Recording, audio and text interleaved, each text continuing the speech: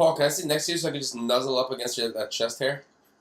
What's that? I'm gonna bring your chest pick, and I want to nuzzle up against your chest hair.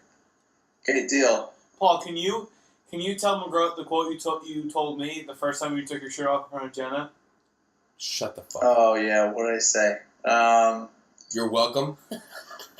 No, she said to you when you took your shirt off. Oh my god. No, I think she just said yes. Yes, that was it. Ladies and gentlemen, no other than he, BDIC. Yes, sir. Hey, ladies and gentlemen, ladies like that 2000 and now Mercedes. All right, I have to say, it feels a little bit weird without you here, Paul. Yeah, wish you were here, Paul. I know, me too. But what are you gonna do? Probably kill myself. Probably just think about your hair tonight. All right, so What are we talking about? I don't know. Have you looked at the shared Google Doc? Alright, so let's start with surprises? Yeah, let's start with welcome everyone back to the podcast. It's been a while. I've missed everyone except Hinkson. All I've done is won another championship in the meantime. Not a big deal. I don't know. It's a new season. We're not going to talk about the past. I think we should welcome Sam. Sam. Oh, Sam! Welcome. Great addition. Honestly, Great, yeah, I agree. I gotta thank the Megalodon. He avoided a cataclysm. And everyone kept their electricity, so that's an added I was bonus. gonna say, otherwise we all might not have electricity. Mine is back. It feels good. Does feel good. Happy about that? I am really happy about that, actually. That's good. Yeah. All right. Let's dive right in, huh? Start with JMO over there. I'm on JMO number 3. That will increase. I enjoy it. My team. I like my team a lot. My one issue, I think I'm really deep at receiver, especially once Corey Coleman comes back. I think I drafted really good receivers in the late round between Sterling Shepard, Corey Coleman, and Tajay Sharp, who actually has kind of shit the bed recently. My weakness, I think, is RB2. Lamar Miller, obviously I like him a lot. He needs to start scoring some touchdowns, but he's getting the usage to do it. And, the oldest fantasy adage is opportunity, Let's hear it. Let's hear the old adage. I don't know, I just made it up. But between Gio Bernard, Matt Jones, I don't know. My RB2 could be better. I am willing to trade Jeremy Maclin if anyone is interested for an RB2, so I'm going to throw that one out there. But I like my squad. I think my squad can compete.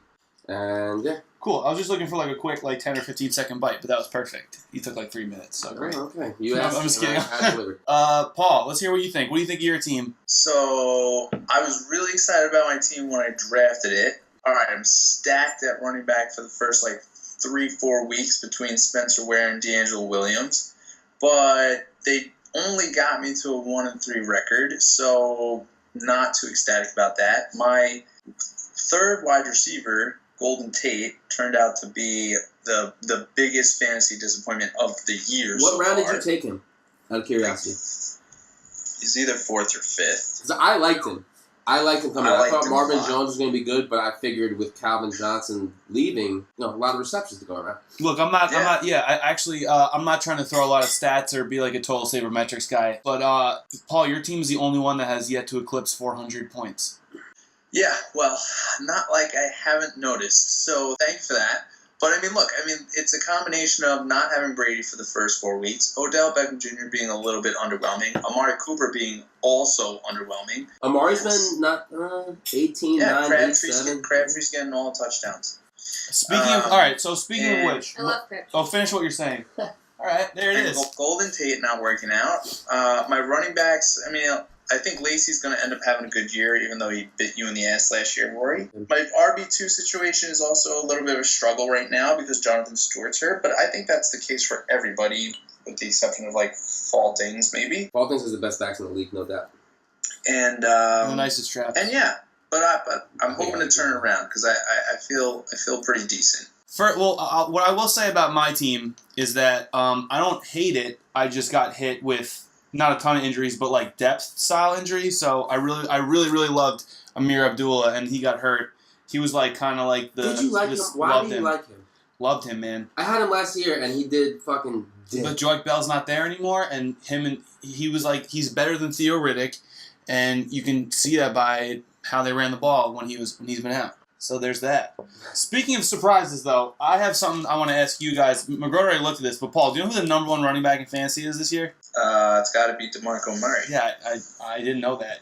I didn't know that. He is the biggest surprise in fantasy football this year. 2 years ago, behind that Cowboys line, I had him in my other league. Rode him to the championship. He had, 1,800 yards or something obnoxious like that. But then you watch him last year. Granted, Philly was a dumpster fire, and they were trying to bounce him outside on these sweeps, but he has been fucking killing it this year. Props to Derrick Henry's, misfortune. Yeah, Props to the snake, Michael Barilla. But Barilla got him just because he's the biggest Dallas homer of all time. Look at it. DeMarco Murray, Dez Bryant, Jason Witten. But it was a great pick. I mean, he's been absolutely a beast this year. He's been a total beast. Paul, I got a question for you. Can you name the 4th and 5th receivers in fantasy this year? It goes Julio, Antonio Brown, AJ Green. Can you name the next 2? I bet you can't. Ha! Marvin Jones and he's just buying time while he's clicking through the he's like number sorted. 5. Oh, look, here's my hands. Here's my hands. Yeah, keep them Show us your penis. Pesci. Marvin Jones and Clock's up. Give it to him, bro. Clock's up. Michael Crabtree, huh? Oh, yeah, I should have. We spoke about him a second ago.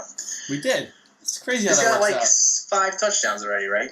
Well, he had 3 last week, and you actually said that, Rory, so that would probably skew that a little bit. I saw on your little notepad there you got a few more jotted down. Who are the next 3 that you have? Mike Evans, Will Fuller, Emmanuel Sanders. Emmanuel Sanders, really? Paul, you know what? I'm gonna go ahead and give Paul a little credit. Preseason, he asked if we were sleeping on the Broncos offense, and I said don't think so, but they're pretty good. Yeah. The hate on Emmanuel Sanders and Demaryius Thomas went way too far. They both dropped in the draft, and it was not necessary. Well, everyone's scared of Trevor Siemian. You know what I mean? Like, yeah, who but the fuck is Trevor Siemian? Peyton Manning is Peyton Manning, but it's not like he was an last year. He was bad year. too. I know. I mean, Gary Kubiak. That's what honestly, faulting that C.J. Anderson pick was a home run. Looking back at it, I didn't know what to think of C.J. Anderson. I really didn't. I thought he could be good. I thought he could be bad. I had no fucking idea. I can't. Yeah, I would say offense run first, and then that sets up the whole passing game. I mean, Denver's O-line has to be pretty good too to be moving the ball like that. Shit. I'm actually very surprised how well C.J. Anderson's doing, which killing it. He's killing for Faulting's team. He is, and like the games that I've watched of him, he's been explosive. You know what I mean? He's looked really fucking good. That's why Faultings is 4-0, right? He's 3rd round pick for Faultings. Faultings, can you just text into the program when you hear this? You know all our numbers. We'll try to get you on the air if you can get us some time. No, he's 3-1 because I'm playing him this week. Prepare to be 3-2. Oh, okay. Please edit that. Is anyone still in feed or no?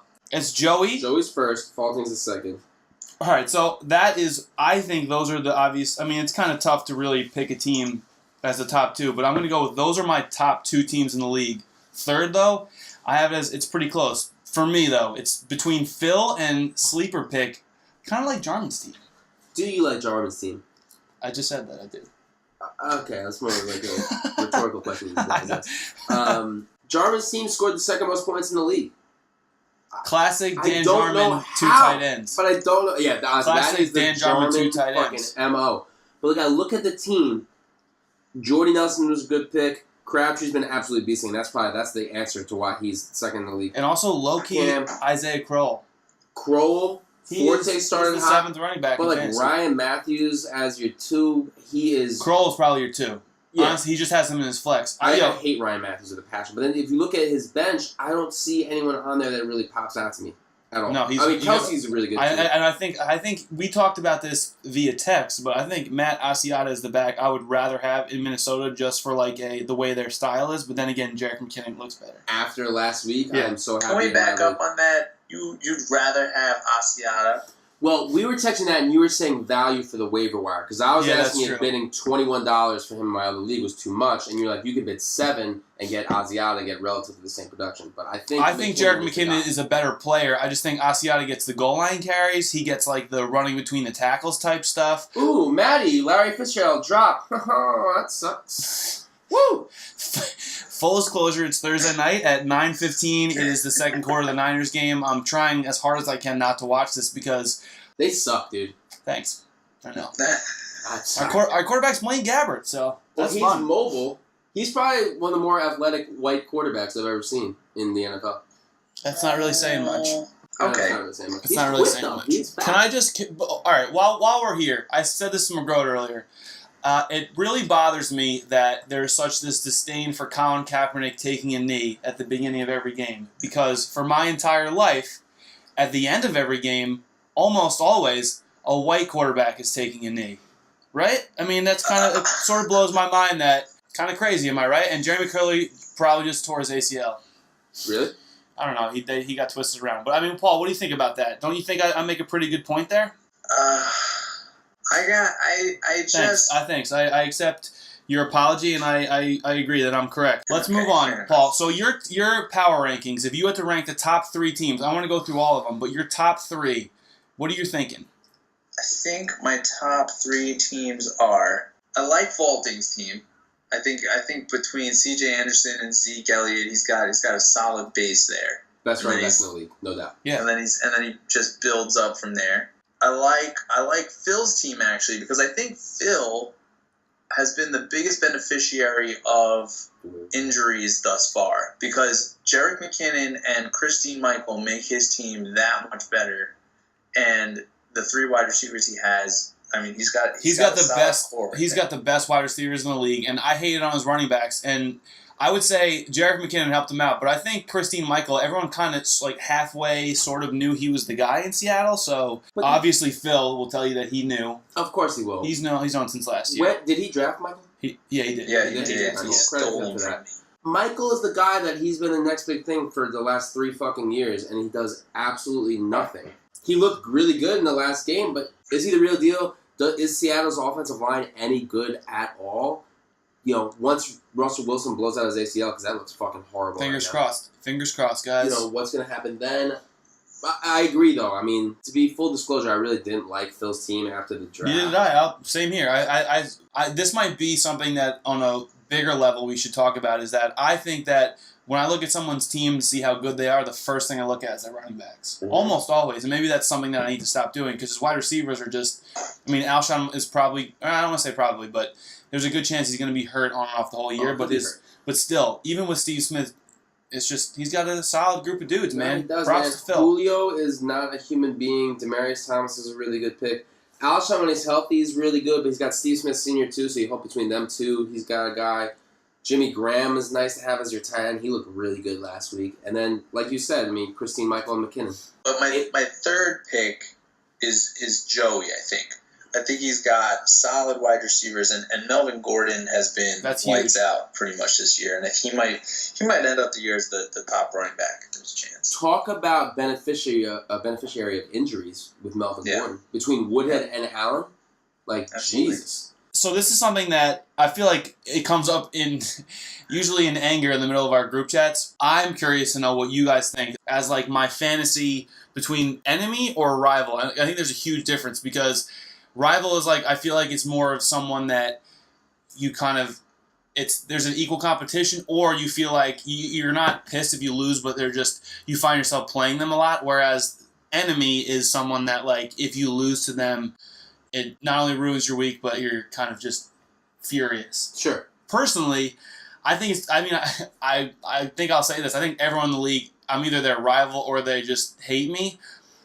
That's a product of greatness. I accept it. It comes with just kind of being in the championship 4 or 5 years in a row, always being at the top. The Patriots model. I'm flattered. I am. But if I had to pick an enemy of mine, it would probably be a combination between... I actually think you guys are up there, but if I had to really narrow it down, probably BJ. Why BJ? I just feel like I've been playing fantasy with him almost... And it all stems back from that rough loss that he took. Well, that was a rough loss, and I feel like there's always... How much was it? Was it the championship, too? He lost by, I think, less than 0.5. I would fucking freak out. So no, I think we had already established ourselves as a fun, healthy rivalry, aka paragraph-long text messages in an argument. But I would say BJ's number one. As enemy or rival? No, as enemy is more like no, maybe rival. It's close. Enemy. I'm looking right at Ryan McGroat right now. Oh, the 2-time reigning champion. Okay. Yeah, the other 2-time champion. Exactly. So that's why it's more of a rivalry. It's kind of like Peyton and Brady. There's not. It's a rivalry. They're not enemies. Whereas like the Ravens and the Patriots are enemies because Brady always beats them. I mean, that's right. Other than Greg, Joey, let the metal talk for itself. Other than Joey, everyone else should be thinking about potentially driving off the road right now because the champions are here.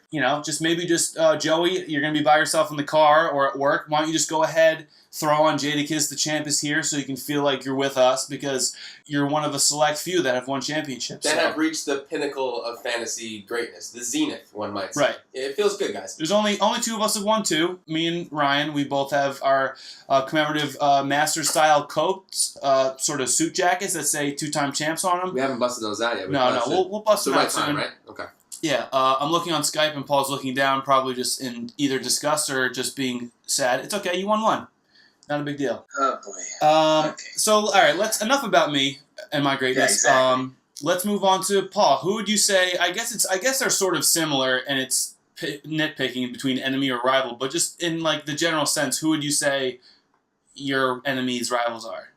I'm trying. So, enemy was actually a hard question for me, and I think I'm actually wavering a little bit on who I had in mind at first. Because you're the nicest human being ever, and you just can never have an enemy? I think the definition of enemy... His enemy is humidity. Because it's I just think it has to... The definition of enemy has to be who you hate losing the most to. So I think my answer to that question is A, Mcgroat, and... Oh! Bang! And B, Jarman. Ooh. Oh, Those are my throwing some two shade. answers. Wow, we got a Jew hater on the podcast, huh? So listen, you anti-Semite. Yeah, all right, guys, confirmed. We're reporting Adam Schefter style. Paul is an anti-Semite. No one saw that one coming. Really? I know. Really Yeah. kind of left turn. Why am I A, Paul? I don't really talk shit to you. I mean, is it because I'm the two-time reigning champion? I'm just so good at fantasy football, or what? I think it's because you mock so much, and I know that you know your stuff. So I'm like, you know what? I gotta beat that guy. Yeah, I do mock quite a bit. Yeah, you do mock way too much. God. So much fun. And then my rivals, I would have to say, are probably Rory and Joey. Because Rory, for whatever reason, I feel like I play him week 1 of every season for some reason, And what he happens? ends up beating me Right. on one of my best weeks of the year. For whatever reason, it seems to happen every single season. And Joey, I think Joey and I have mutual respect for each other when it comes to fantasy. We talk about things, and so I would say he's the other rival. I have 11 rivals, and that's every one of you motherfuckers that's not named Ryan McGroat. Each one of you are my rivals. I have one enemy, and his name is Philip Churchill Wyman. Okay? It probably stems from me calling him out and saying he's the most overrated fantasy football player last year. And that year he made the championship. And that year he makes it to the championship. His team looks very good this year. And more so because Phil just dropped so many facts with a PH on us. PH facts. Like, my favorite this year really was, you should want a brilliant pick by daddy, picking up Jerick McKinnon. Like, you drafted a fucking handcuffed running back, bro. Like, that, you're lucky. You're lucky. It's working out for you very well. But so my enemy, with all due respect, Phil, is Philip Churchill Wyman. With all due respect, Phil, I just had 4 JMOs and Gingers. No, 3, but 4 is about to be poured. It's going good. Woo! Thursday, all right. So I did a little bit of research, not a ton, but I guess it's opinion. It's a new section called Woke is Boy. Yo, stay woke, everybody. In my opinion, it's the best pickup of the year so far. So Paul, Stay woke. Stay woke. Come on, woke boy, stay woke. Let's start with you, Paul. Who do you think is so far is the best pickup? It's tough, but who would you say? Best waiver wire pickup, right? Yeah, best waiver wire pickup 4 weeks into the season. Pickup or best? I just think. See, I have a little bit of a moderation on it. So I think best pick too. I think BJ has had 3 of the best pickups in the league so far, between Kyle Rudolph, Theo Riddick, and Eddie Royal. He has Theo Riddick? Well, I'll say that again. He has Theo Riddick. I dropped Riddick for him. Whew. Whew. So I think those 3 guys, the way they're playing right now, let's see how long Eddie Royal holds it up. But those 3 guys alone, I think, makes him the wokest boy. Do you guys think that Kyle Rudolph is anything special? No, but I think the way he's being utilized but is... yeah, I think Sam Bradford, he's like the kind of red zone dude. He's getting a ton of targets. I mean, a pickup, I'm just looking through transactions right now. One that just pops out to me, I think Tom picking up Jordan Howard, Chicago back, I think that was a great pick. Jeremy Langford sucks dick. I'm not an advanced measure, like a whatever guy, metric guy.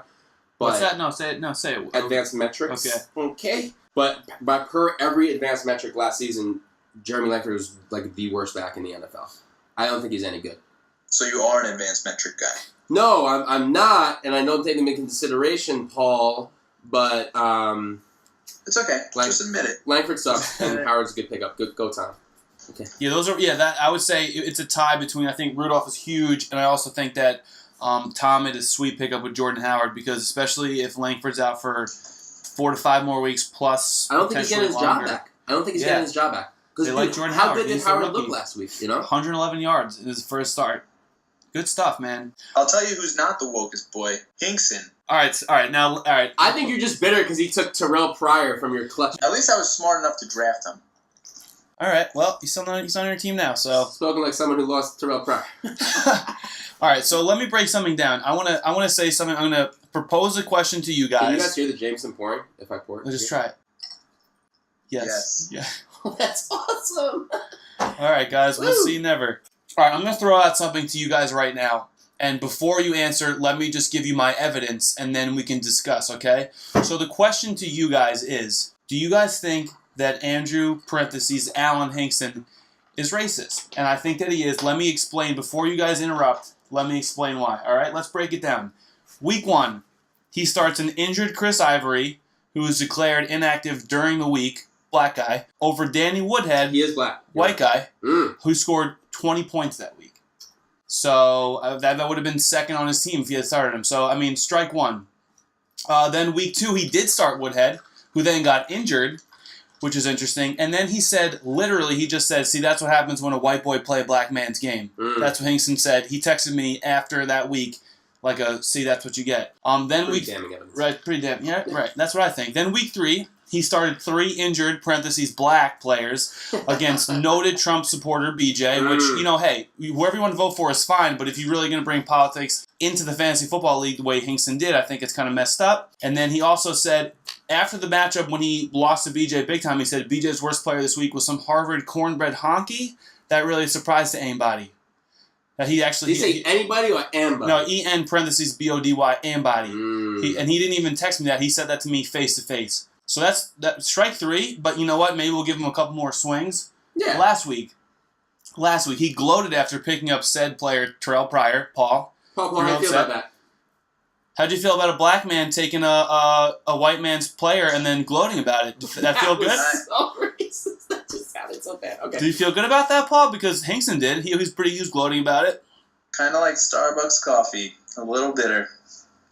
Is Starbucks coffee bitter? Speaking of, I drink the swill that's provided to me by Progressive for free. And then also after that week, he called every single player in the league a saltine. So I mean that's kind of messed up. And then finally, and this is less racism and more just I'll just throw it out there and see what you guys say. He tried the night before the draft to put Josh in the league and give his spot away. Which first off, we get tax breaks for having a black guy in the league, so that's kind of inconsiderate on his part. Yeah. And also, adding Josh to the league, regardless of who left, is, I would consider an act of terrorism. What would you say about that, Paul?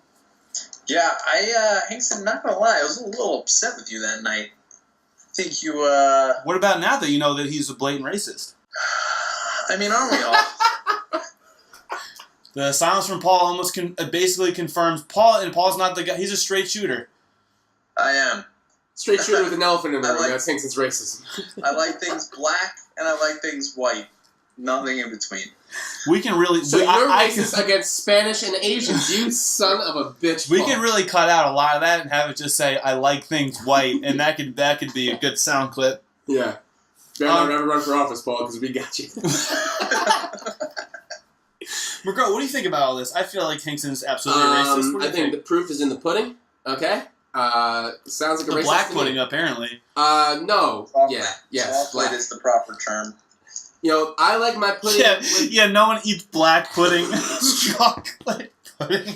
I like my pudding with chocolate and vanilla swirls, very evenly distributed. Yeah. Hinkson prefers 100% chocolate. I would actually disagree. I would say Hinkson gets the swirl, but he scoops out the white and throws it in the trash. Yeah, and he says honky as he throws it into the trash. He says, take that honky. Hey, Yeah. Hey, you know how Blaine Gabbert likes his girls? This is gonna be. Oh good. no, let's hear it. He likes their hair curly. Oh my god, that is something special. How long you been cooking that one up, Paul? Since he caught the I just touchdown? thought about it. Oh, you just thought about it? That's pretty impressive.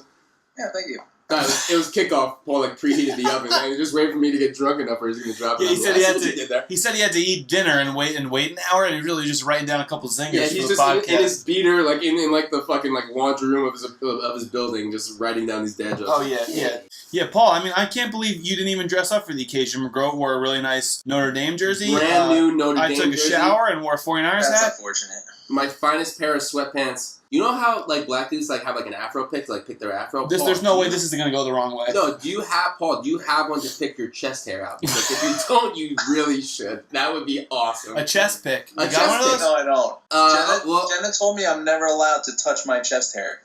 What?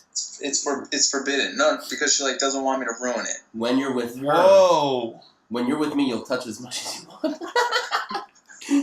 Oh my god. Don't worry, I know what I'm getting you for Christmas, and it's a chest pick. So Okay, perfect. you're welcome in advance. Thanks. Hey, no Good problem. God. All right. Well, things have almost completely fallen off the rails.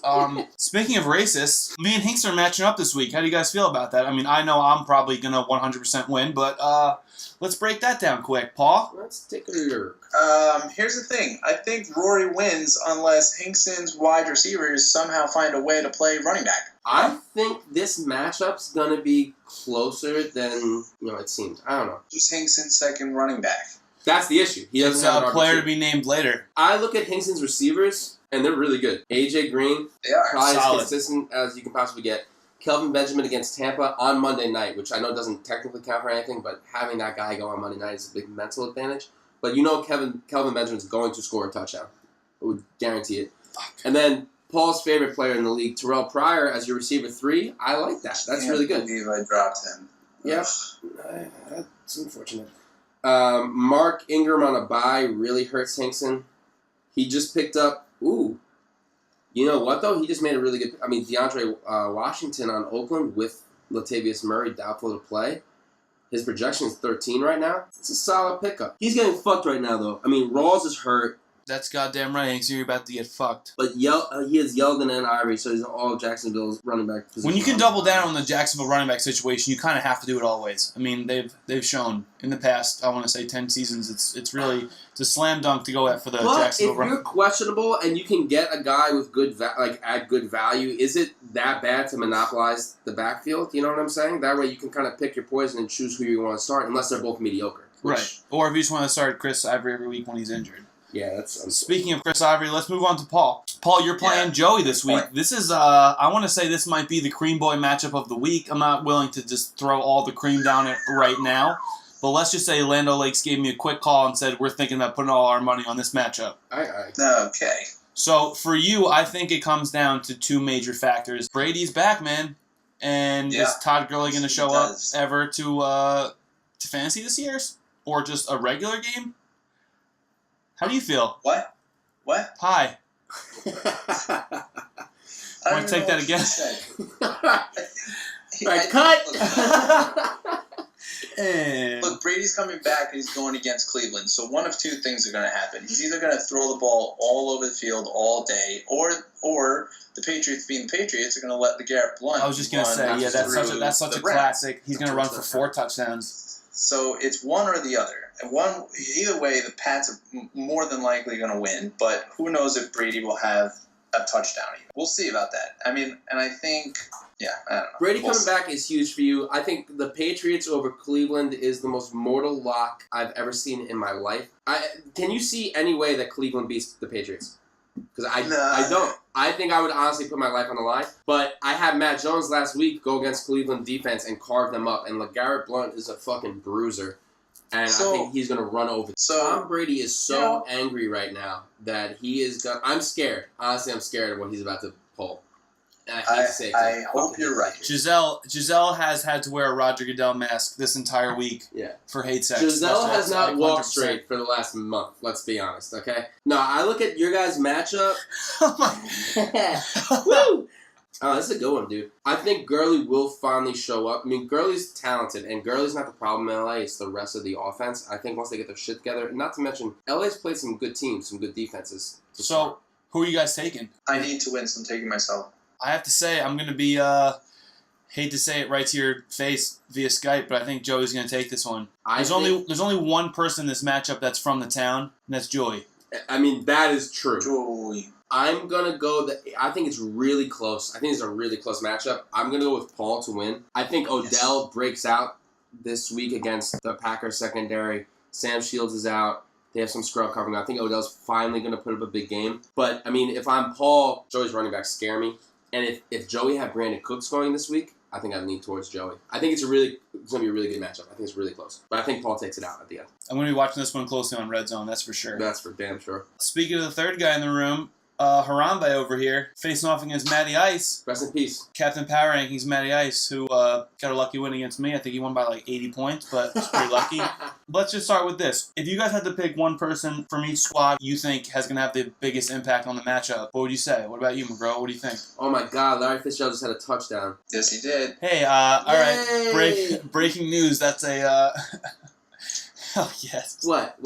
No, I didn't realize he scored. When the fuck did that happen? literally just happened. It just happened. Is that what you said that as you were watching? We're breaking news. What the fuck? Yo, Larry Fitzgerald, it stays so good. He stays... What does he stay? He stays pretty woke, if you ask me. Quite woke. I don't know. Who do you guys think is going to win? You know who I'm picking. I'm picking myself. Who are you picking? Oh. Of course I'm going to pick myself. Even though it sucks for me that Allen Robinson and Macklin are both on bye. My only my game is he's starting Dak Prescott, so I'm going to throw Cole Beasley in there, try to negate those points out. Starting Dak is a gamble, and I wouldn't do it, but at the same time, he could be awesome. It's just, I feel like they're going to run the ball a ton. Fantasy-wise, is he going to be awesome, though? But he's got Matt Ryan against Denver. I mean, it's against Denver. Yeah, that's tough. I would start Dak if I'm him. I guess, yeah. Yeah, I guess I would too. You know who I'm picking. I'm obviously picking myself. But I echo Mcgroat's statement. I will be taking Mcgroat. It's close, but I just think that Matty Ryan, parentheses Ice, has a tough matchup, so starting Dak's going to be tough. But, yeah, I got to go with Mcgroat this week. Paul? I'm taking Fulton. You son of a bitch. Taking the contrarian pick. I think that Fulton's wide receivers all have the capability of having big weeks this week. We're already seeing it with Fitzgerald. Sorry, Mcgroat. Edelman with Brady coming back. Obviously, we've already said that he's got the best running backs in the league. Mcgroat, I think Matt Jones had his best week of the season last week. Cole Beasley, even with Dez out, is still the same guy, at least it was last week. I think your X factor is Sterling Shepard and whether or not he scores touchdowns this week. Having Allen Robinson on bye really hurts me. Having Macklin on bye really hurts me. Lamar Miller going against Minnesota really hurts me. If he could finally put up like a monster game that I was expecting. I mean, I look at Fulton's team. Mike Evans has been really good this year. He's been really good this year. Number 6 wide receiver in fantasy. Edelman hasn't really done dick. Is this the week that he does it? Maybe. And, Fulton's backs are really good, man. Ezekiel Elliott and C.J. Anderson, that is money. We'll see. I hope you lose, Matt. Okay, next match. We're moving to Captain Money versus Tom, who we didn't talk about this at all. Let's do the matches first. All right, let's talk matches first, and then we'll talk about the breaking news before the haymaker. The haymaker is right. The hop maker. All right, yeah. Just start that off the top of the head, not to brag. Paul, what do you think? Phil versus Tom. What are you thinking? Look, I think we talked before. I think Phil has one of the better teams in the league. So just by default, I think I'm going to have to go with Phil. I think Aaron Rodgers against the Giants, unfortunately, should have a pretty solid game. Yep. His wide receivers are stacked. I think McKinnon, with everything that's going on the Texans defense, I think he can have a big game. Frank Gore will be mediocre, and that's that. And on Tomas's side, look, Devontae Freeman has looked better over the past couple weeks. Who knows what he's going up against Denver. Hopefully Gary Barnidge breaks out soon. Jordan Howard is a solid. He'll be solid this week against the Colts. I like Jordan Howard a lot this week. Yeah, me too. So, but I'm gonna have to go with Phil.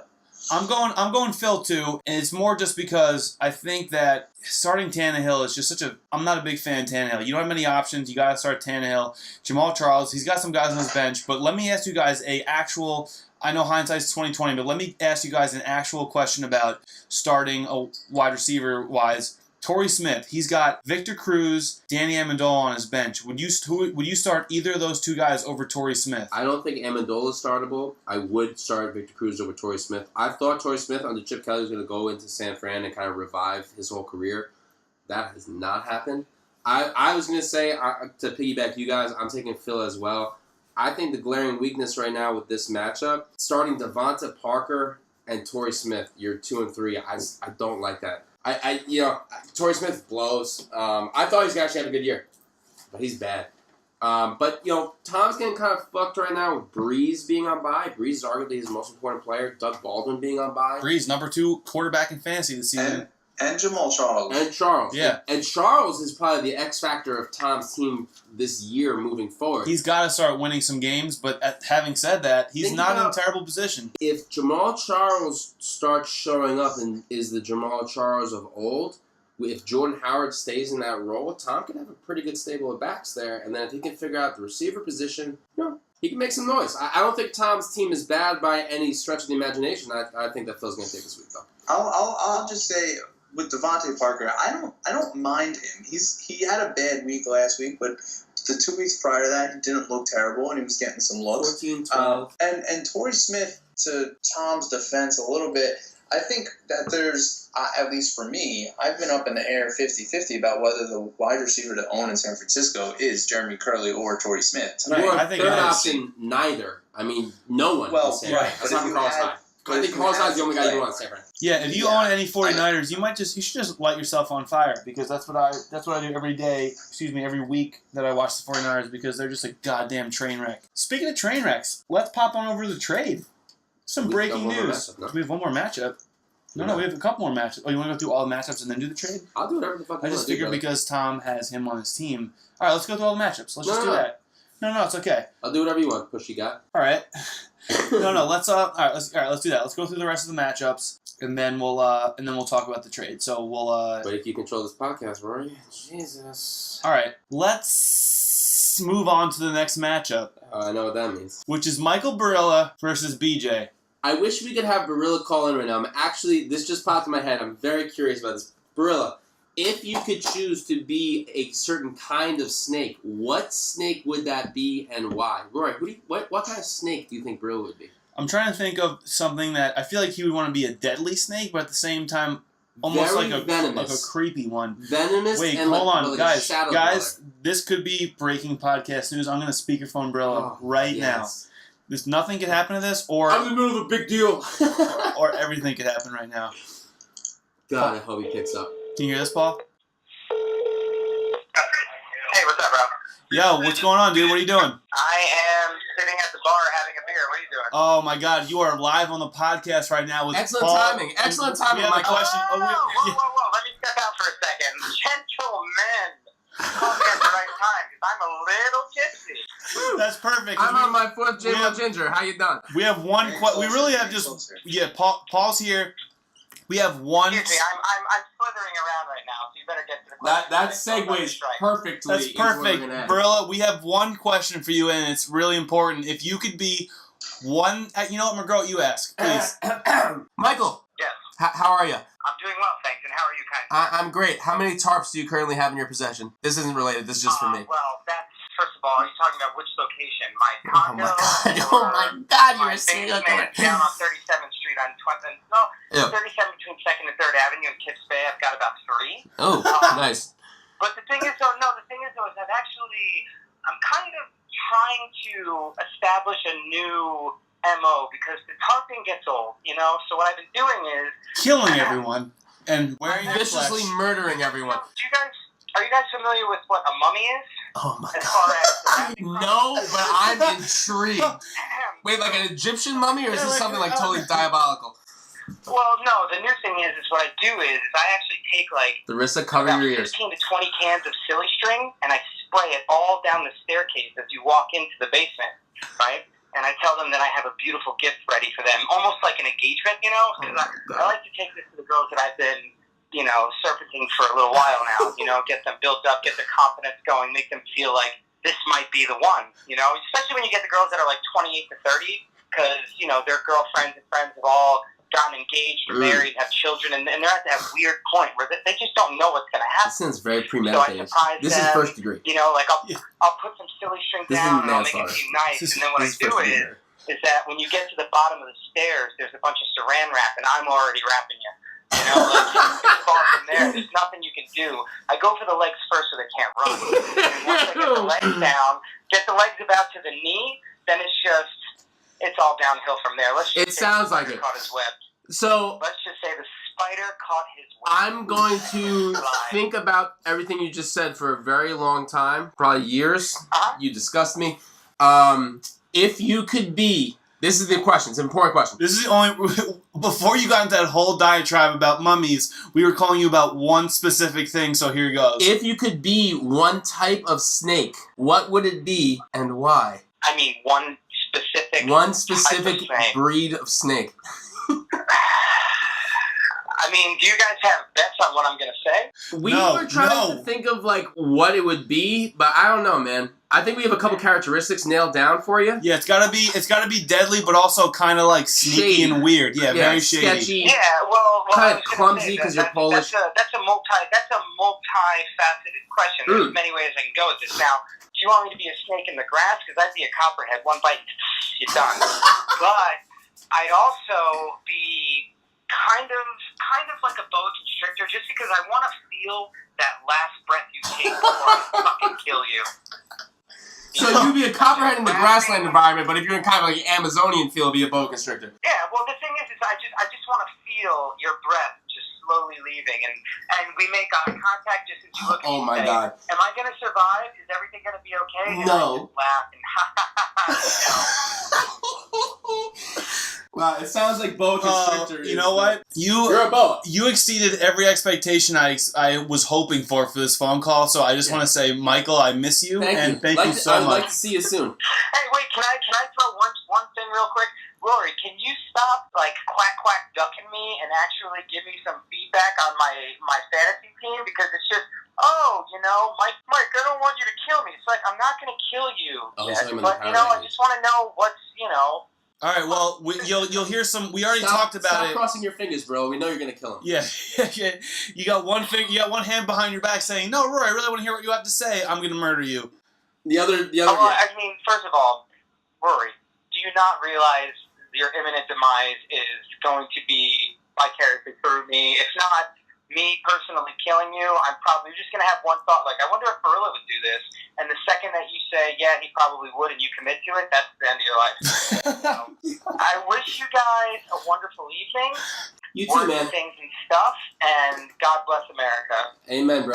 Okay, have fun murdering someone. Peace. Bye. Definitely boa. Wow, that was dark. That really, I didn't expect that. Paul were you able to hear? Were you able to hear? Paul's traumatized. Here's my response. Hold on, wait. Before I say anything, have you ever seen The Ring and what happens after you watch the video? Because that's what Paul looks like right now. Gorilla, stay away from my children. Gorilla, seek professional help. All right, so here I'm gonna say this quickly. Paul, what do you think about his selection as far as serpent breeds? I mean, I don't really know that many. He sounded a lot more excited about a boa constrictor as compared to the copperhead. I think can we go back to the whole scenario he was talking about before the snake? I mean, I don't even understand what was going on with that. And neither did I. Why was he in saran wrap? Under. I just want to know why he was in saran wrap. You know what? You know what's also kind of scary? He just moved into his own apartment. So now he can do whatever the fuck he wants in whatever dungeon he lives in. I mean, over or under 6 bodies. I'm probably going over. I'm going over. Nobody knows. Exactly. That's probably what he sings in his head as he kills them all. I mean, that was really like a very kind of fluid response as far as his technique, that's the quote-unquote mummy. It's almost like he's been thinking about it. Like I was saying to Roy, like, that's not manslaughter, that's first-degree murder, because it's premeditated to high hell. Like, right. Jesus Christ. Right. He could be the next Netflix special. Hey, there might be some money in that, Paul. You want to use your big brain and get in the legal rights to that? Maybe you and I can take that over? Yeah? Yeah, I'll work on that. Okay, I'll see if Barilla will commit a murder and then sign up for that. Put that on the back burner. He'd probably be down. Yeah, he's a savage. Anyway, where were we? Their matchup. Right. Yeah, all right. Yep, So that's what I'm just going to say this. We have our shared Google Doc where we all input our information. I literally wrote down BJ for this win, but after that phone call, I just, on karma alone, I have to take Barilla, and I actually think BJ has the better team this week, but on karma alone, I'm taking Barilla. I can't, after that, I got to take Barilla. He'll mummy you. I mean, it's smart. I'm looking at their matchup right now. It's actually straight 50-50 to win. BJ has 2 Cardinals going. BJ should have known that Drew Stanton was starting and he should have sat Michael Floyd and started, either Eddie Royal, what I do, or Deshaun Jackson. I don't even know why he'd have that fucker on his team. Paul, who do you think's winning? I've got BJ. I will say that just because you mentioned it just now, I think Michael Floyd might be retreating. Halftime of this game, Michael Floyd's got playing something like 15 snaps. John Brown playing over 30, along with Larry Fitzgerald. So, might want to keep an eye on that. That's a good point. I'll keep one eye out for that. You're right. I only make good points. Sliding that right in. I'm going with BJ. I mean, I think this Michael Floyd performance is not helping me out, but I think that David Johnson is a beast. He should. I mean, hopefully he turns up in the second half, or at least doubles what he did in the first half. He'll be fine.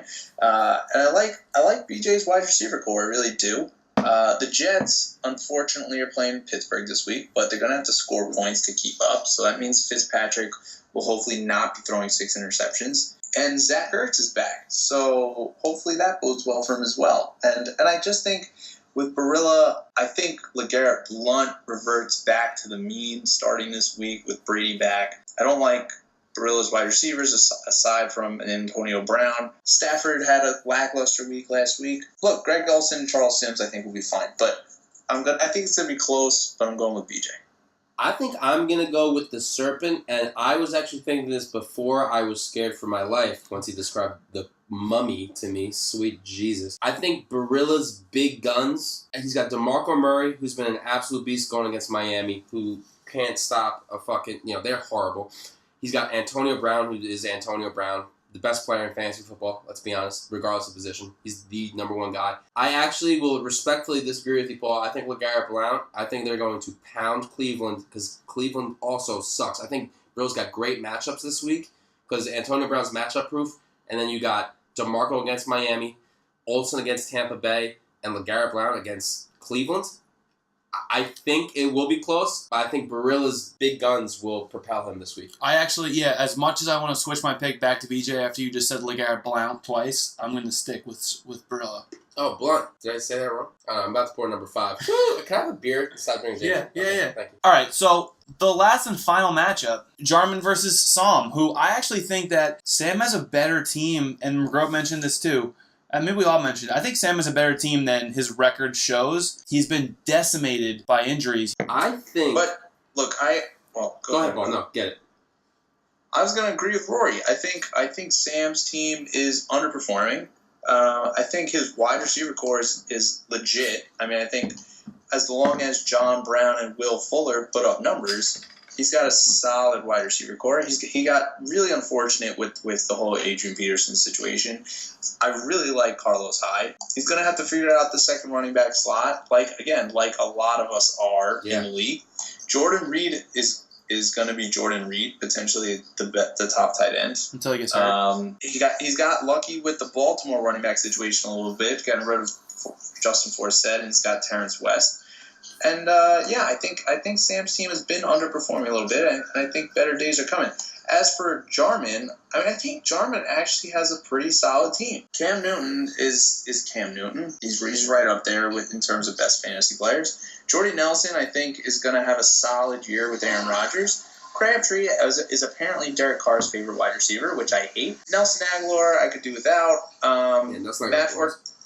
Matt Forte is great until he gets hurt because of all the amount that they're using him, although they seem to be using Bilal Power a little bit more. The last 2 weeks, 7 and 5. That's concerning if you're Jarman. And look at his carries. Week 1, 22. Week 2, 30. Week 3, 15. Week 4, 14. Now, is that a product of falling behind in the games? Game flow? But no.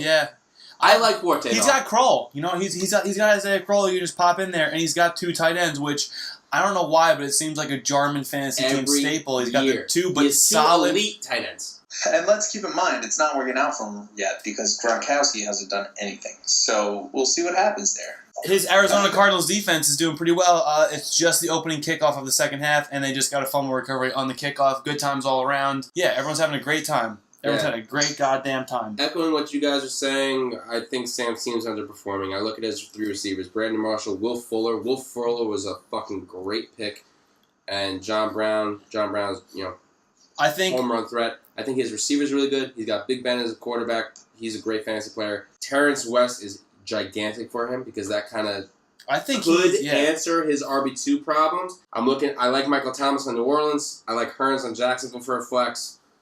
I think his team. You can drop Adrian Peterson. By the way, though, Psalm. He's in an IR spot. Maybe just keeping him on there to just. Keep he's got the IR spot. Oh, okay.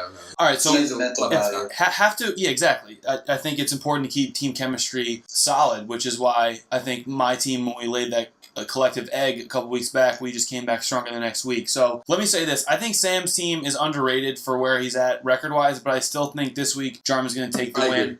Are we done with matchups now? Did everyone answer? Yes. Yeah. Can I add a segment to this podcast that Whoa! I just thought of? What? So there's something in our league that really grinds my gears. Oh, okay. We got a Paul Bug. Wow, those come along like almost less than the Olympics. Less than the Summer Olympics. Let's hear it. I think that for the most part, there's at least one player on every team's bench that could be dropped. And I don't understand why they wouldn't be dropped. All right, well, we're going to start with my team. I would say if someone were going to criticize me for a player to be dropped, I would think it's probably Golden Tate. No. What? You're being reactionist right now. Oh, was your 5th round pick. Wait, hold on. Wait, Plus, Paul. Barry just said that they Can I 1 second? Can I counter Paul's segment with my own segment? Yes. I'm countering it. This segment's called Paul, Take a Deep Breath and Relax. All right, I think, Paul, you overthink almost everything in fantasy sports. You think too much, bro. Get your guys and rock with them. I think that you could probably just take a deep breath, relax for a couple weeks, let things ride out. I should have relaxed on Terrell Pryor, but to my defense on Terrell Pryor. Is going to fuck him to the end of the year. To my defense on Terrell Pryor, I dropped Terrell Pryor before Corey Coleman got hurt that week. You did. It worked out poorly for you. That was unfortunate timing for the max. I don't think it was 100% user error by you. I think it was just an unfortunate timing. I look at your team, Paul. I don't see anyone that is worth dropping. I don't see anyone on your team that is worth dropping. Fair enough. Who's next? Next is Psalm. I mean, you already said AP. I mean, I know he's in the IR slot, but... IR slot, relax, tough guy. But he has an empty bench spot, so he can add someone. Who can he drop? Laquan Treadwell? Laquan Treadwell, 100%. Yeah, Laquan Treadwell or Pierre Garçon. I don't need Pierre Garçon. Come on. What's he doing? He's not doing anything. Paul, in a French accent, say that he should drop Pierre Garçon. Or drop Pierre Garçon. Oh my God, he went for that. All right. I like it. You know what? Yeah, it hit. I'm hard. Yeah, you don't need Pierre Garçon. I mean, come on. He's not doing anything. All right. Next up, Tom. I look at Tom's team. He's kind of got maybe Kevin White. I'm saying, now, but that's recent. That was today. You guys hang on to everybody he's got. CJ Spiller? He just got signed for a touchdown. CJ Spiller. 2 attempts for 12 yards and a touchdown. But you never know. No, but that was his first week there. He's been signed with the team for like 5 days. What happens when Rawls comes back? Now he's 3rd on the depth chart. Or 4th when TJ Pro-Size comes back. And they like Pro-Size. I like Pro-Size. Well, neither of them are playing right now. Right, so we'll see what happens with that. It's a speculative ad. I like it. Kevin White, you're right, could be dropped, but he just got injured. He just got injured. I'm not going to knock him for that. So who else is there? Drew Brees. No, Torrey Smith. This is when things get real fun. This is serious. I would rather drop someone who is going to be a fantasy headache. I believe it was Jarman. Correct me if I'm wrong. Who had Vincent Jackson? Was it Jarman? He's the guy that Vincent Jackson will probably end up being a middle-of-the-pack receiver at the end of the year, but you got to drop him because he's a headache to have on your team week by week, and Torrey Smith is the same. So it's a smart move to say, maybe I'll get some guy that scores less points overall, but more week by week, and just kind of roll with that and say, I'm tired of the headache. The only other guy I see there that would maybe on top of Torrey Smith would be Danny Amendola, but as I understand the speculative ad with Tom Brady coming back and if Edelman never got hurt. So next guy up is BJ, and he's got some interesting. You really? Yeah. I see nobody. I see Chris Johnson. Bye. You're on the IR.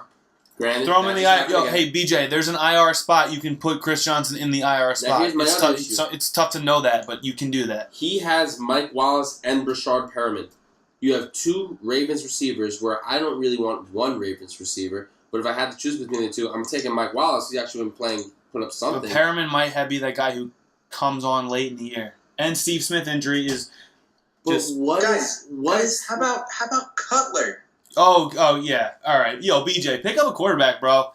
Yeah. Actually, you know what? There's no need to have Cutler. Or Agreed, even Paul. Fitzpatrick. Agreed. He sucks, and he's hurt. And if you look, who is on the waiver wire again? I would take Derek Anderson on my team right Or now. just pick up Alex Smith next week. Do something. Yeah, Smith over Cutler. I would take anyone over Cutler. Yeah. I even heard something that Hoyer might keep the job. Yeah, so I would say and Cutler is the wide receiver that I just mentioned, where he's just a headache to have. He's just a frustrating guy. Fitzpatrick at least has the potential to do something, even though he's been.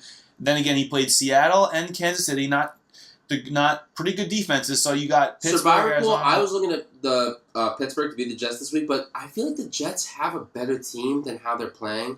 I think they're going to eventually show up. And Pittsburgh's that fluky team. That people forget amazing, and then shit the bed. People forget Ryan Fitzpatrick went to Harvard, so maybe he's studying up harder this week. All right, Hinkson. This should be good. Hinkson's next. No, it's not as good as you think, but I think there's an obvious choice. Who's your obvious choice? Pop? Wait, hold on. Let me take a quick peek. Everyone just keep it quick. Actually, he's played better than I thought, but... I think there's two guys. Two guys. I think there's 2 or 3 for sure. Actually, you guys go first. You might have the same one. Is it the bottom 2 on his bench, Paul? Wheaton and Stills? And Rawls. Yeah. Get him out of there. No. But if Rawls comes back, they like him. Dude, again, just like Paul with Golden Tate, that's Hinson's what, 4th round pick? Yeah. He's going to drop your 4th round pick? No, you got to at least hold and let him play and then see what happens. You got to hold Rawls. Even like the first 2 weeks of the season, Seattle was saying that they wanted him to be the guy, even when he didn't look as good as Christian Michael. You got to believe that that's for some kind of reason. I'd say the guy to drop, which is surprising for me, is Marcus Wheaton. I was going to say Stills at first. I thought Stills was like the home run guy, but Wheaton's the home run guy. Stills is actually getting targets, at least, you know? Yeah, Week 1, 5, 4, 8, 3. Here's the problem is I think that both of them are hard to trust regardless. So you almost want to, at the end of your bench, you want to have guys, not like the 3rd or 4th wide receiver. You almost want to have like home runs or just complete strikeouts. That guys that are going to do nothing or could be amazing, which for me, I'm just saying this right now, maybe by the end of the year, I could be completely wrong, but I really still think CJ Prosise on the Seahawks is going to be, if he's healthy, is going to be huge. I like him a lot. Notre Dame guy. Next up is the creamiest of all the boys, me. Lay it on me. I'm gonna defend every pick. Every time you guys try to poke a hole in my armor, I'm gonna cover it up. I would love to hear your Paul Perkins argument. Okay, this is the whole end of the bench home run or strikeout thing. Paul Perkins is the best running back other than Rashad Jennings on that team talent-wise. He looked pretty good. Darkwa isn't that bad, I agree. I think Paul Perkins is a guy that they like and they want to give more carries to, and by the end of the season, I think he might be the dude there. He's the 4th running back. The everything. Guy? He was catching the ball out of the back. I mean, he's not an every down back, dude. He's too little. He's not every down back. He's a scat back receiving back. He's a 3rd down back. You say that, but are you even a Giant fan? Wait, hold on. I got a special segment, guys. Hold on. Breaking news. We finished this Yes, segment? hold on. But we're talking about Paul Perkins. I'm going to just throw this out quickly. Special segment. Oh my God! I'm so happy you guys reminded me. I wasn't going to bring this up. This is a segment I call Gotcha Journalism. Okay. I went back on some social media earlier today. Oh my God, you such a cock. Couple things. We're going to bring up this whole Giants thing soon, but first we're going to ask Paul. I'm going to ask you a quick question. I popped onto your Twitter. On October 9th, 2011, you tweeted, hashtag I don't understand, when you walk in a stall and there's a ton of TP in the toilet, not enough to clog it, and more than blowing your nose, you crying? He sent that? Yes. Or is that Paul's black cousin? What's going on with that? Picture attached? No, there was no picture attached. I kind of remember that, although it was so long ago. But yeah, I mean, like, what? Explain that. You walk into Explain that. You explain that. You go to a urinal and there's toilet paper In the urinal? In the urinal, but What kind of urinals are you using that there's toilet Was paper? it a Jesus, urinal or a savages. stall? Did I say You urinal said or no. stall? He said stall. He said stall. Oh, stall. Right. So, No. yeah, What Classic. goes on in your Wait. urinals, Before we continue, you spelled just picture enough. this. Hold on. Let me just continue. ENUFF. Yes. Oh my God. ENUFF. That's right. You gotta say those characters. Only 140 to play it. You're right. Here's the thing. Wouldn't you I'll be say freaked characters. Spin zone. if you were walking into a bathroom stall and there was so much toilet paper in the toilet, but you flushed it and it all went down? You'd be like, why is there so much toilet paper in the stall? One more thing, Paul. We'll just say one more thing from your Twitter, and then we'll slide to Mcgroat's social media, which is way more damning. Paul, on January 28th, 2012, you tweeted, "You can't teach swag with 2 G's. You were just born with it." Thankfully, you did give the correct quote. You attributed to DJ Paulie D. Man. What? What say you? I said that? You tweeted, and I quote, "You can't teach hashtag swag with 2 G's. You were just born with it," and you did attribute it to DJ What Paulie year D. was this? What date? This was January 28th, 2012. Oh, I must have been watching Jersey Shore and live tweeting the Jersey Shore show. Were That's you probably live that. tweeting Jersey Shore, or were you combing your hair in the mirror? I mean, both. Can't you do both? Yeah, that's true. All right, so Ryan McGrady is back for a little gotcha journalism. Let me, hold on. This is going to be fun. Okay. All right, so just 2 things. The beauty of Facebook is that there's a tab called See Friendship, so you can see, you don't really have to have much effort. You can just see what people have posted on your wall. If I went to Ryan McGarty's wall, I see what he's posted on my wall all the way back to infinity. So on November 2006, you said, "Hell yeah, Niners Frank..." 2006. Wait, it gets better. Fuck me. "Hell yeah, Niners Frank Gore, what a steal from the 3rd round. That was the year before the Giants won the Super Bowl." Fine, completely understand. The next year you became a Giant fan. That's fine. God, September of the next season, the year the Giants won the Super Bowl, you wrote on my wall, "Big win last night. We looked great on that last drive. Sign of things to come? Question mark. Just going to let that hang. Now let's get back."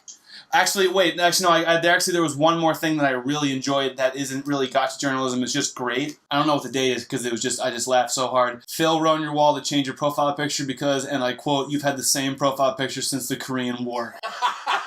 That's amazing. That is amazing. That was too good to pass up. Money. Phil, very Listen, money. man, wish the tour was still going.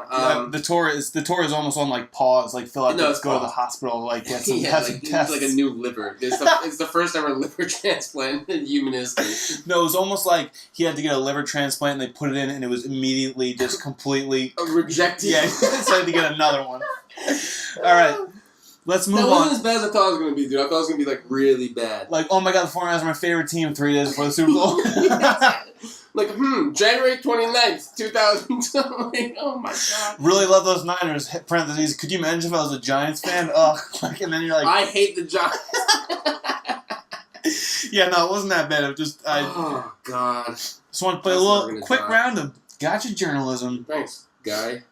All right, so who do you guys think Paul Perkins is the guy I need to drop off my team? Speaking of the Giants, Nah, I don't hate on your team. I can see why you have everyone. Hunter Henry is also a candidate as soon as. Hunter Henry's awesome. Well, when Gates comes back, Cameron Brate, love him. But I like Hunter Henry a lot. He's really good. I just don't see when you're using Paul Perkins. Yeah, Paul The whole Perkins is like, season. if you start Paul Perkins, you're going to start him and go, holy shit, I can't believe I'm starting Paul Perkins. I can't wait until I'm playing one of you in the playoffs and he's the starting That could quarterback, happen. and it just. Okay, next All right, let's team move to Brilla's team. I've got my answer. So do I. What do you think, Paul? Buck Allen. Oh no, I would say Jordan Cameron. Get him the fuck out of there. Yeah, I'd say Jordan Cameron too. Dude, the Baltimore... Why are you holding Buck Allen? Because we the have a deep Baltimore bench. backfield is so questionable. Who knows who will hit? Next up, Jarman's team. Looking at it quick, we already kind of discussed it. I would just say figure out your third QB and get him out of there, right? Or, I mean, would you hang on to Rashard Matthews? I think he's kind of good, right? I like Rashard Matthews. He He's did fine. well for me last year. He's only got, he's got, look at the target. He's fine. I actually think that you should just kind of hang tight. I don't think he is anyone on his team that's worthy of dropping. I agree. All right, quickly, next team. What? The third quarterback? That's what we just said. Yeah. But I'm saying like outside of that. But that's like this week you kind of have to figure that out. Because you can hang on to Bortles and Cam. It's just this week you have to find that. Right? You love Ted Ginn? Yeah, I think he's I fine. don't love him, but nice one.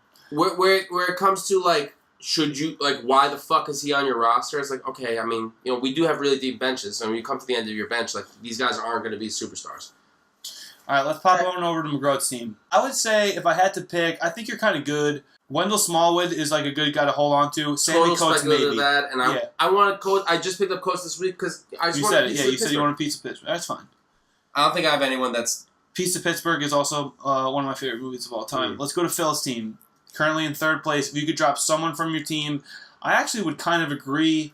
He is similar to Mcgroat's. I wouldn't drop anybody. As far as his team goes, kind of good, right? Like, there's no one on his team that I'm like, why are you holding him? I would never carry two defenses ever. Why Chris Thompson? Because he's a third down back. If Matt Jones gets hurt, and Matt Jones gets hurt, he's weak at running back. You know what I'm saying? And when you're scouring the waiver wire, who else is going to be there that you'd rather have on your bench than Chris Thompson? Fair enough.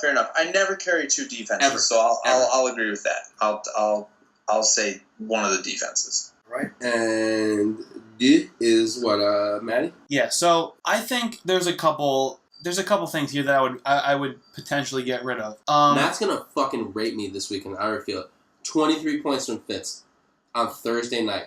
When you have a Thursday night guy go off, you gotta feel so fucking good. Here's my problem with Matt's team. He also has two defenses, but they're both legitimate defenses. But he should be trying to trade one of them, I would say. No, wait, hold on. No, what, trading defenses? No. If someone he could get a bench something for one of those two defenses. I'll give him a wide receiver 5. If he could get a wide receiver 4, he would be happy with that. I just want to carry two defenses. All right, but he's got 3 quarterbacks. Mariota I would maybe drop. Maddie, I love you to death. Mariota was probably the worst pick of the draft. 7th round. Only because value. You could have waited till the 5th. I think he said his computer fucked up or something. I don't know. Typical Matty Ice making excuses. I liked Mariota to draft, but like you could have got him in the 14th easily. So maybe him. Let's move to Joey. Let's get this over with. Let's get this garbage over with. Stop crying. Joey, Stop I think it's to troll everyone. Joey thinks that we have too many bench spots, so he's holding Marshawn Lynch as a silent protest. It's fair. It's no longer silent. No, but the guy to drop is Josh Gordon, no? Yes. Did you guys hear what he did? He got caught with a pound of weed at the airport. A pound. At the airport. Like, where's the last place I'm going with drugs? The airport? Yeah. Where's the first place you're going with drugs? Yeah, where's the first place you're going with drugs? Some ill, like, fucking all-included resort. They're pretty gangster. How do you get to one of those? An airport? If I'm Josh Gordon, I fly my private jet there. He's a millionaire. This motherfucker rolls up to Delta at JFK with a pound of weed or some shit. Like, I don't know, man. I sit on my ass. You don't go to the airport. That's retarded. Oh, wait. He's a retard. Wait. Hold on. Joey actually has like 3 guys he could drop. Josh Gordon, Eli Roth, Marshawn Lynch, and Sammy Watkins. All right. What do you think, guys? I think it was a successful Week 1 podcast, even though it's Week 4. It's podcast number 1. Hopefully, next time we can do this all together in person. Yeah, that would be nice. What do you think, Paul? Yeah, we should set that up. I think we can all echo this statement. Hinkson, go fuck yourself.